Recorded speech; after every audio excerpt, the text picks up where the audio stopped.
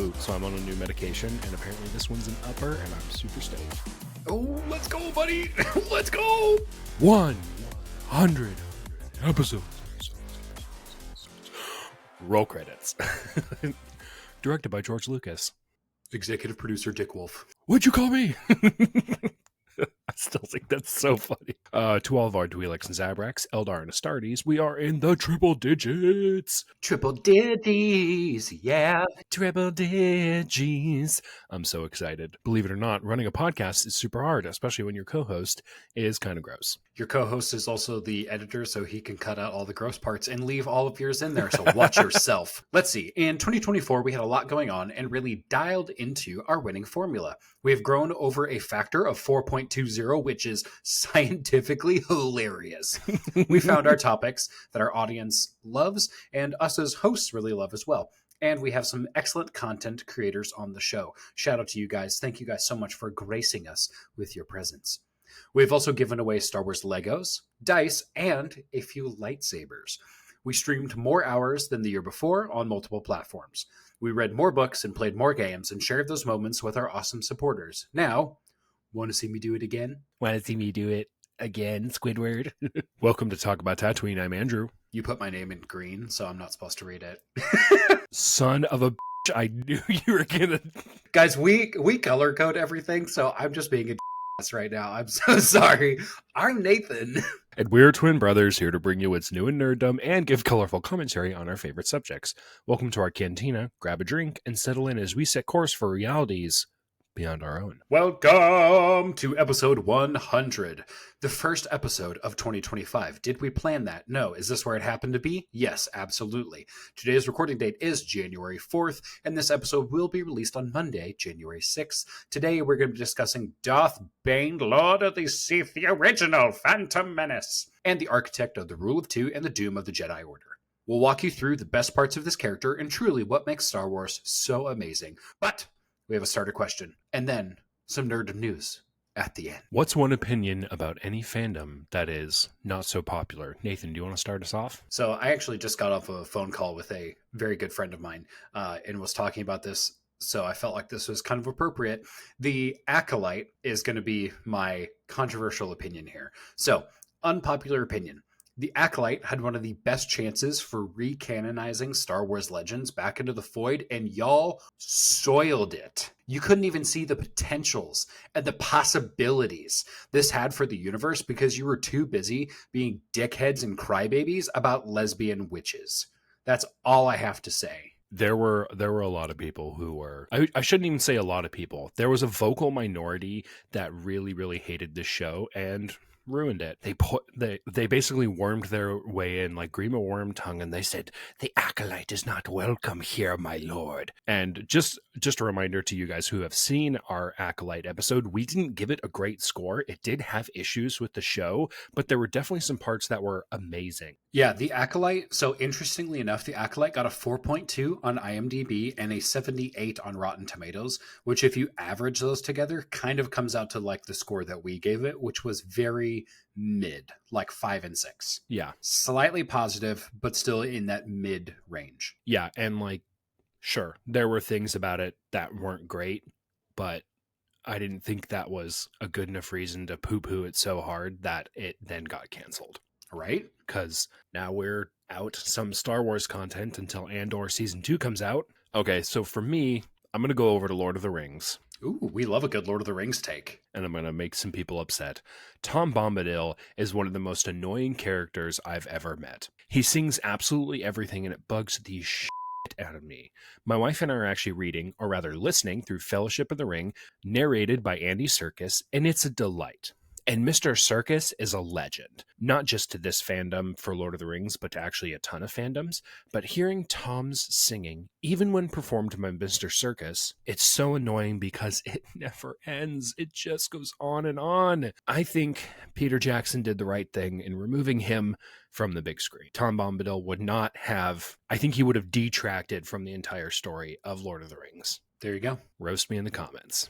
Or don't. I'm very sensitive. Let the outrage machine begin. Lord of the Rings fans, We'll be making a short of this, of both of our unpopular opinions, and you guys can have fun interacting with those. All right, we are going to get into the main body of the episode today. We are talking about Darth Bane. Andrew, please let us roll. Blood, death, murder! And sex, drugs, and rock and roll too, I assume. Like many Sith Lords, they were not given the name Darth by their mothers and then some gloomy bellicose moniker at birth. Bane, however, was pretty damn close. We find our hero, or rather villain, toiling his life away in the mines of Opatros. He's officially trapped in indentured servitude, which we all know that's just another name for a slave. Born under the name Dez to his father Hurst, Dez worked the mines to pay off his debts. These debts happened to accumulate from his lavish spending on things like food, water, and air that the Outer Rim Mining Corporation happened to provide. It's a racket. Every day, he would spend more and rack up fines merely for existing. The miners of Opatros jackhammered their way through one of the strongest materials in Star Wars, cortosis, which could go toe-to-toe with Beskar in its strength and special properties. It was so tough that the pneumatic hammers that they would use would dull down at astonishing speeds. This took an equal toll on the miners and Dez as well. The residents would turn to alcohol to forget their problems, gambling to try to strike it rich and escape poverty, or just fighting each other because of all of the boiled-up rage. Listen, all I'm saying is that there's an unbroken line between evil corporations exploiting the working class and the eventual downfall of the Republic, the Jedi Purge, and the rise of the autocratic empire, the likes of which the galaxy has never seen. They are the real enemy. They are the harbingers of greed and evil and will step on as many citizens and trample underfoot as many rights as they see fit in their ultimate desire for credits and an ungodly amount of wealth. Oof, almost lost my cool there. Dez's story is pretty typical in that he has a tough time while being a miner. He is constantly berated by his father, Hurst, and knows only suffering in the mines. One day, Hurst and Dez get into a little bit of an altercation where Hurst puts a hurtin' on Dez. See what it did there? "You are the bane of my existence," Hurst would scream as he only beat his child within an inch of his life. The worst part, any medical care that Dez receives as a result of these beatings would go against their family debt. Dez has absolutely no advantage in life. He suffers just like everyone else until that fateful day. Dez lays in his bunk weeping, licking his wounds and cursing the name of his father. When he finally drifts into sleep, he dreams of murdering his father for everything he has done to him. He dreams that he is holding his father's heart in his hand and with the strength of an industrial vice crushes Hurst's heart into a pulp. The last thing Hurst would experience would be shocked awake by the sudden trauma as an invisible force fueled by the seething rage of his own spawn crushed the life from him. The tighter and tighter the noose around his heart contracted, the muscle of his heart would literally tear itself to pieces, trying to pump blood to the rest of his body, but with nowhere to go. Dez awakens to a new world, master of his own destiny, sort of. Now free of one of his oppressors, he begins to realize his own power and confidence, and over time his power would grow. As would the speculation amongst the other miners how his father met his end. Weird. The official word was a massive heart attack killed Hurst, but most of the miners noticed how little it affected Dez. As time would go on, Dez would remain isolated, and 5 years later, he would get into a fight with another miner looking to intrude on Dez's spot and the cortosis he had laid claim to. This intruder, Gerd, not really sure what's with the names on this one, but that's all right. My name's Gerd. If you can't tell by my name, I'm an idiot. Which we know this because Gerd is a friend of Hurst's and calls him Bane. Weird. Foreshadowing. This sets him off, and Dez ends up biting off Gerd's thumb, flying into a senseless rage. Gerd wants to see Dez suffer and moves towards him. While missing a thumb and blinded with rage, Gerd has no idea that through the power of the Force, he telegraphed his next move to Dez. Full name Dessel, by the way. I don't think we mentioned that. Full name Dessel, we call him Dez. Through the Force premonition, Dez sees an image of Gerd attempting to gouge out his eyes, leaving him blind and ending any chance of his younger whelp could dig himself out of the mine. Isn't this lovely imagery? Star Wars is for kids! I'm gonna take your eyes, boy. I'm just saying, if someone bit off my thumb, if I didn't already want to unalive him, that would pretty much seal the deal. everything would just probably go red. And for Dez, he lives in the red. He used every ounce of precognition that had been gifted to him and definitely disabled Gerd into a whimpering heap on the floor of the tunnel. Returning to Shanty Mining Town, where there ain't no sheriff, Dez continues to explore his new force powers while gambling. He is able to win 10,000 credits off of some Republic soldiers in a game of sabacc. That's a lot of money. He predicted which cards would come next and betting it all just at the right time. The Republic soldiers, who had come to Apatros looking for some new recruits while picking up their cortosis, were not pleased. These same soldiers ended up ambushing Dez as he leaves, and the ensign who lost his money ends up stabbed with his own weapon. So much for being the good guys. Dez's only choice off-world was to smuggle himself to Korriban, I believe, and enlist in the Sith army. He doesn't go straight to Korriban. He basically gets... Oh, that's later. Yeah, he gets picked up by the Sith, and they're like, ah, yes, frontline infantry. Frontline infantry. Dez joins the Brotherhood of Darkness as a soldier, quickly climbing the ranks as a member of the Gloomwalkers. His unit gained the reputation of being efficient and lethal. They were sent on many dangerous missions. One such mission was at the Battle of, I'm going to butcher this, Fasira? That's how I would pronounce it, yeah. Was at the Battle of Fasira, where upon receiving bad orders, Dez takes the unit under his own command by force. Mutiny. It was a mutiny. That's the word. During the time, Dez routes his own set of orders under his command and leads the attack on the Republic stronghold. It was even worse than he had originally feared. At first, it was the Sith commanders that wanted to send the Gloomwalkers into enemy fire, like they were on the Western Front and the enemy just invented the first MG. When he sets his eyes on the compound, though, he realizes that even his superior tactics to that of his superior officer wouldn't be enough. Trusting in the Force, Dez the soldier snatches a sniper rifle from one of his sharpshooters. Filled with the power of the dark side, he essentially triggers his own bullet time, when things go slow motion, allocating shots to more key Republic targets than a normal soldier could ever hope to make. But since a Force sensitive with a gun is just a wizard aimbot, Dez ends up making multiple kills, half of which were totally blind as he looked directly into a flashbang like a certain POTUS looks at an eclipse. Got him. Returning to camp, Dez is immediately arrested by Sith military police, for the mutiny. His display of uncanny marksmanship drew the attention of the Sith Order, and he left for Korriban under the guise of being carted off to Helgen for routine decapitation. Yeah, your best sharpshooter. They're like, I'm sorry, you can't have a head anymore. It was upon entering the academy there where he took the name Bane. I'm owning it now. Bane, for the first time in his life, has been given something he has never been able to grasp. Not power, not wealth, opportunity. Well, and rage. So much rage. Bane met many masters during his time at the academy. They taught him lightsaber combat, force powers, and the philosophy of the biggest group of psychopaths in the galaxy. In the lightsaber ring, Bane and the other students used a type of practice sword coated in pelco venom.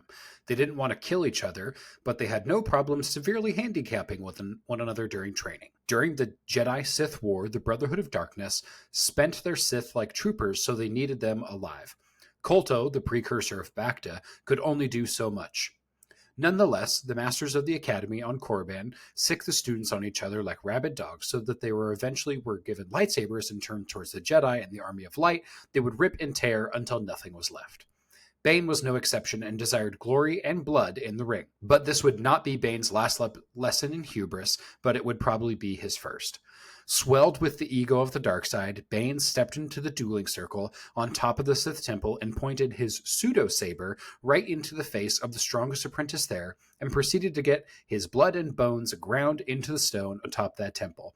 He was an inch from death. He was despised by the students for his weakness, and even the masters banned him from entering the ring ever again or even attending class. So at this point in the story, we've seen Bane go up and up and up and manage to somehow sidestep execution. He makes it to the Academy of the Sith on Korriban. He's got everything looking forward to him, and it's basically ruined in this moment. Fast forward, and we see Bane bobbing in a can of Kolto, similar to Skywalker in his back-to-bath after his run-in with the Wampa. A lot of time to think while in a fluid suspension and an adult-sized space diaper. While in timeout, Bane planned his comeback strategy. He knows he has the spark. He knows he has the talent, and if the masters of this generation won't teach him, then the old ones will do just fine. Bane would commit himself to the one place where the current Sith Order saw no value: the library. This time would be pivotal into forging the rhetoric that would shape generations of Sith. Bane identified the weaknesses in himself and also the Sith Order as it stood. He would also gain the interest from one of the other more gifted students at the Academy, Githany, who was a Jedi turned Sith. Githany almost had the same amount of raw potential as Bane, but not quite. Between the records in the library and training with Githany, Bane's power level would skyrocket. He learned power after power, curried favor with the Sith weapons master to teach him privately, and exploded back into the rankings of the other students. Literally. One day, the man formerly known as Dez stepped into the dueling ring and challenged his rival and proceeds to beat him down. Not only with his skill with a saber, but Bane bends the rules and breaks through his opponent's defenses in the Force and utterly dominates him. He sent his opponent to soak in the Kolto that he himself spent a lot of time in as well. He beat him down so bad, he might as well have farted in the tank. I'm glad you like that joke. Unlike Bane, his rival would not obtain enlightenment, but would seethe and scheme, and unlike a true Sith, would plan a trap using numbers to his advantage. Gathering two other Sith apprentices in Githany, they would corner Bane in his precious library. Nerd! On the eve before the apprentices would be shipped off to Ruusan, they were given the rank of master and given lightsabers. They didn't make their own, mind you, which I think is a big problem. So they would have real weapons and real authority, and they corner Bane like a rat, but what they found was a Rancor. Bane, Lord of the Sith, routs his cohorts, slaying them with tines of lightning and by his blade, leaving only Githany alive. She basically sat to the side the whole time. She was more interested in the winner of this duel, as she was hedging her bets. His rival, now a burning husk on the floor of the library, Bane walks out of the academy on his own path. At this point, the rest of the Sith join the Brotherhood of Darkness on Ruusan, which would be the end of the road for the Brotherhood of Darkness. Where does Bane go? In his pursuit of knowledge, he ventures to the planet of Rakata Prime, also known as Lehon. Remember that place? It was the seat of the Rakatan Empire until they went extinct. Then Darth Malak planted the Starforge in Lehon's orbit and attempted to topple the Republic of his own time. Oh yeah, it's all coming together, baby! It's all coming together. You'll see how the previous Sith Lords we talked about are leading up to Bane. We may or may not have done that on purpose. Bane hits the ever-loving jackpot, where he uncovers a holocron from none other than Darth Revan. And a terrible secret. The Thought Bomb. And it's not THOT. It's not a thirst trap bomb. Don't worry. It's just big booty coming in from the sky. Dane has struggled to understand the dark side fully. He is interested in power and knowledge, but the current leadership does not value the past. Those who don't understand history are doomed to repeat it, and in very, very, very painfully stupid ways. Looking at you, America. What? Anyways. At the end of his time at the academy, the current students are called up, like we said, called up to the big leagues as Sith Lords to fight on Ruusan, whether or not they're really ready. I love this part, though. Basically, Bane says F you to the Brotherhood, ditches the Sith Order to find his own knowledge, and meanwhile, the Jedi and Sith are fighting on Ruusan, Brotherhood of Darkness versus Army of Light. It is this conflict that Bane is able to infiltrate and twist to his schemes. He shares the knowledge of the Thought Bomb with the Sith Master, Lord Khan. Khan, at this point in the war, has been able to lead the Sith through his cult of personality and his manipulative expertise in the dark side. While the Brotherhood of Darkness has always been espoused as being egalitarian, he is their leader unequivocally. Bane meddles with the Thought Bomb spell, essentially leaving out the part where it's a Force-powered S-Vest. We're not going to say the whole word because YouTube gets mad at us. Then turns all Force sensitives into a cosmic singularity to suffer in agony for all time. Yeah, so the Thought Bomb doesn't annihilate. In the books, the Thought Bomb is described as still containing the souls of everyone caught in the blast radius. You're probably thinking, wouldn't this kill Bane? 100%. He opts out of the ritual and even with a considerable amount of distance between him and the bomb, gives him one hell of a headache. This leaves Bane as the last man standing, and more importantly, the Jedi know nothing of his existence. The reign of the Phantom Menace has begun. Wow, we blazed through those 3,000 words. Damn. Those are good. You did a really, really good job writing that out. I contributed so minimally to that script because, again, I was doing the minimalist version and you did very good. I was like, actually, there's so much more detail that needs to go in this script. I'm just going to fix it real quick. Oh, you're hard to take serious sometimes. Dude, Sarah hates it when I do that voice. Understandably. Actually. Actually, that's not. You missed the part about Darth Bane and the Dark Valley of Korriban, where he plunders the tombs. We have a guy at work that does that voice to people all the time, and I love it. Even if he's saying silly things, I'm like, oh, this is great. I love that voice. It's the best mocking voice. It's so good. Oh, little sweet Tumnus is sleeping. He's like, Dad, shut up. I'm trying to sleep. You're not going to give me coffee. All right. Anyways. Finley's literally underneath me right now, so I feel it. To all of the dog lovers and Star Wars lovers, cheers to you folk. Cheers. Oh, I'm almost out of coffee. I'm going to have to replace that with bourbon. Thank you all so much for sticking around. At this point in the episode, for those of you who have read the books, you will know that the story of Darth Bane is not over. Want to read about the details we left out of this episode and read ahead to what's next? You can check out the following books from your local library. The books include Path of Destruction, Rule of Two, and Dynasty of Evil, all written by Drew Karpyshyn. On to the news. Skeleton Crew is halfway through its run, and for me personally, I think it's a refreshing take on the Star Wars story. I can't say that. I haven't seen it yet. You haven't seen it. I wrote that. Yeah, I think that. Andrew says it's a refreshing take on Star Wars. I haven't seen it yet, so I don't know. I think it's pretty good. Guys, we love being silly here. Welcome to the Silly Goose Brigade. Please give us a follow. Love you. Bye. Guys, so a little bit of behind the scenes. We write everything, and it's just in normal black font in a Word doc, and then we go through and we color code it green, blue. And that's how we read it. If stuff is in blue, Nathan reads it. If stuff is in green, I read it. And sometimes it comes across as like the bit on SNL where Colin Jost and Michael Che write jokes for each other that they haven't read. I will sometimes intentionally color code your stuff or my stuff green, so you have to read it. And I'm like, I'm going to put something unhinged in here really quick, and I'm going to see if he gets it. Did you notice the spelling error that I put in for our title character? Bane? In one of the paragraphs, you call him Dane, and I kept it in. Oh, didn't see it at all. My bad. Dane is such an awful name. Dane Cook? Barf. I'll take comedians who aren't funny anymore. Back on topic. I actually have a draft of incomplete thoughts why I think Star Wars isn't universally loved. We kind of talked about it at the top of the episode, but I think there are legitimate concerns. None of those are based on inclusivity or diversity. If you think diversity or DEI is a reason for Star Wars being bad, you're a loser. There's not really any two ways to say it. Like that just means you're a racist. Like, sorry to break it to you. It turns out they were the snowflakes all along. They're like, what do you mean it's not a white man? I can't watch this. This is garbage. I'm getting up. You're telling me the main character is a woman? Yeah, DEI is, it's such a thinly veiled racist complaint. I'm not even gonna humor that with the time. Yeah.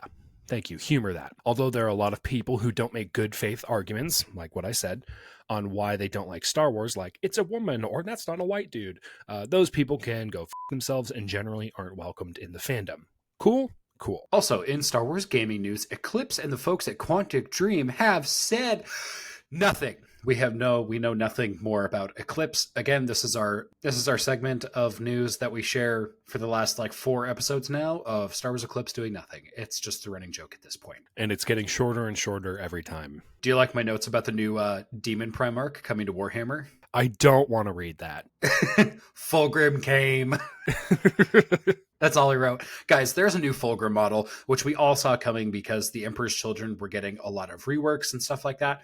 So Fulgrim has a model now. He's a little snakey snake. So super fun to have that. Kind of want to do a giveaway for that. We haven't talked about that, but I think that'd be pretty cool. But we would need people to actually support the podcast for that, which you guys can do over on Patreon. Just saying. Is there anything else we need to add? What do you think of Creature Commandos so far? I love Creature Commandos. Oh my gosh, it's so good. Jigai Robot's my favorite. Well, I don't think there are any Nazis here. That's what a Nazi would say. That's what a Nazi would say. So the most recent episode I've seen, or no, 2 episodes ago, so I mentioned Weasel got his own episode. And his episode, have you seen it? No, I just really don't like Weasel. So his episode is heart-wrenching. It's genuinely hard to watch. Oh, no. Like, it will pull on your heartstrings and it will give you a new opinion of Weasel. So here's an opinion that I think will have people up in arms. I know we did that at the beginning. I think the animated installments of things like DC, Marvel, and Star Wars are genuinely better than the live action, almost across the board. Actually, I would have to agree. Like, Clone Wars is like one of my favorite adaptations for Star Wars, minus Rogue One. I would put Rogue One at the top. Minus Rogue One, yep, and Andor. But Clone Wars is like right there. Or sorry, yeah, Andor is what I meant. Rogue One is definitely like top 5 for me. Andor is like my favorite Star Wars content, then Clone Wars, for sure. Then we start getting into the movies. I actually think a animated version of the Darth Bane story would work really well because it has a lot of more fantastic uses in the Force in it. And I think animation is the perfect venue to get that media or to get that story across. Can you imagine how cool a Darth Bane series would be with like the flavor of an HBO series? Ooh, yeah, just like super, super dark. Super dark, little bit edgy, some adult themes. Give us what we want. I mean, it literally starts off with like the main character getting like beaten to a pulp by his dad. Like it would have to be TVMA. Yeah. And I think that's actually some of the stuff that's been really successful in Star Wars is the super nitty gritty of like Andor season 1, I think is the perfect example because it's almost universally loved and it is dark. It shows like that the rebels really have to do bad things to defeat an even worse empire. That show makes me feel things. I know what you mean. That I'm trying to like, how do I phrase this to connect with our audience, but also not have NSA watching my back? You feel? Read between the lines, please. I love you guys. Yeah, Marva's speech at the one way out. And then followed by, I can't swim. Oh yeah, back to Andy Serkis being an absolute legend. Yeah, seriously. God, I want to kiss that man on the mouth. My precious. What? Can you whisper my precious into my ears, please? Oh, no. Why are you on Cameo? I'm looking for Andy Serkis.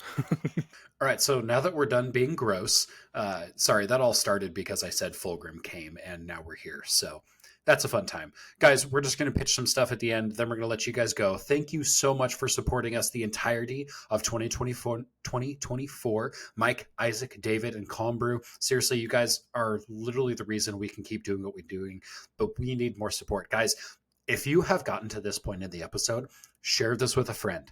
That is like your job. We are on so many different social platforms. We are trying to get this out to as many people as possible. So we need your help sharing this around. For just $5 a month, you can support us here at Talk About Tatooine on our Patreon server. You can also support us on Twitch. You can also support us on our lives on TikTok. You can do all of that. Seriously, every little bit helps. We have certain goals we're trying to hit this year. We're a long ways away, but we can do this. We really want to hit like that affiliate status over on YouTube. We would love to get a play button, all that fun stuff, but we need your help, guys. So please like, comment, and subscribe. Please like, comment, and subscribe. If you can support us financially, do so on those platforms. If you can't, support us on YouTube. Every single one of you watching is amazing. Until next time, guys, let me see. Thank you so much for watching. Every single one of you guys is amazing.